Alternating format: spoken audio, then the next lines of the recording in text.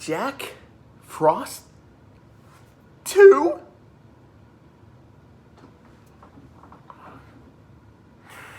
The first one is one of those films where I can watch it several times and still be entertained. It's one of those, it's so bad it's good movies. I'd put it on like the horror quality of The Room. And then I found out there was a sequel. Jack Frost 2, Attack... Oh no, I think it's Revenge of the Mutant Killer Snowman. I got it right. Hopefully. Okay.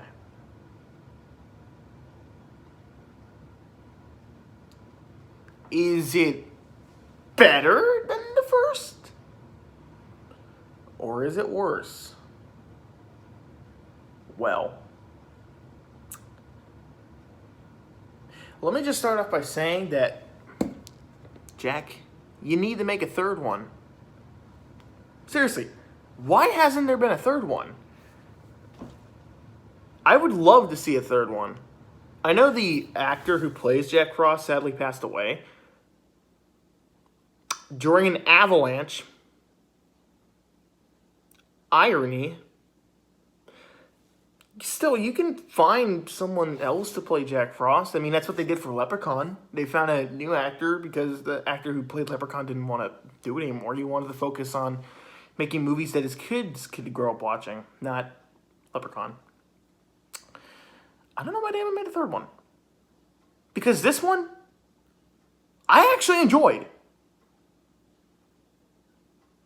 It's still shit, but I enjoyed it.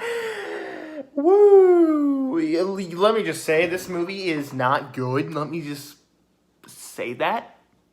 I mean, everything from the first movie's in this. You got the same characters. You got Jack Frost. You got the main cop, sheriff, whatever. You got his wife. Excuse me. You got his two friends.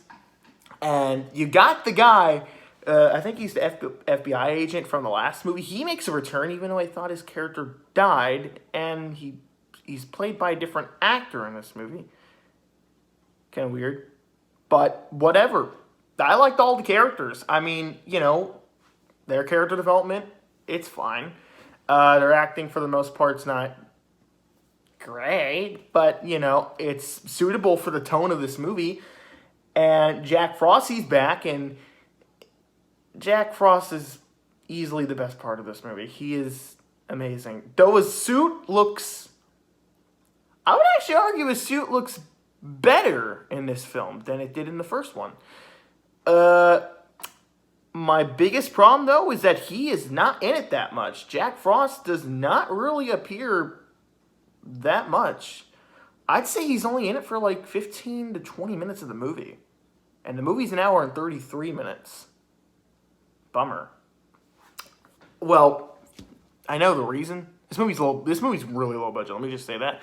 This film apparently, from what I believe, this film was filmed in someone's like house. But yet they made it look like a tropical island, because the plot for this movie is the characters go to a tropical island so they could get away from their town during Christmas. And wow, like, they did a good job making the set look like a tropical island resort. I mean, I'm really impressed by that for the low budget of this movie. Unfortunately, the low budget stands out at some points because the camera quality looks like shit. I mean, seriously, the camera quality is shit. I think everyone that's seen this film can agree on that. And the CGI is noticeable. Oh my God, it is bad. It is. It is bad. But, like I said, it goes with the tone of this movie. This movie is really fucking funny. Because it's not funny. There are so many jokes that do not land, guys. But you can't help but laugh because of how stupid they are. I shit you not. I really enjoyed both these films. I know people have either come out of Jack Frost saying they love it or hate it. You know, debating whether or not it's good, bad, or maybe both. Most of the time it's both good and bad. But this one, most people usually say they don't like. I actually enjoyed it, mainly because it's so bad. This movie has this tone where I just can't help but like watch it and feel entertained. Like all the actors for the most part are they're okay. They're giving it their all, but you know, they stumble a few places. Camera quality is terrible, but you know, it's still a fun movie to look at. And overall, I admire the fact that they went all the way with even with the low budget they had. And while the jokes don't land, they strangely do because they don't land. Like, you can't help but laugh because of how bad they are. There's a running joke with a sound effect, you know.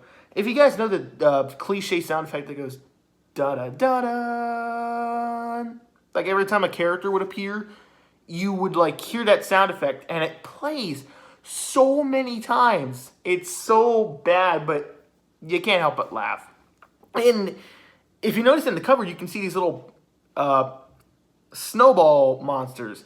These are Jack Frost's kids. It's not really well explained, but they come in later in the movie, and they are a lot of fun to watch.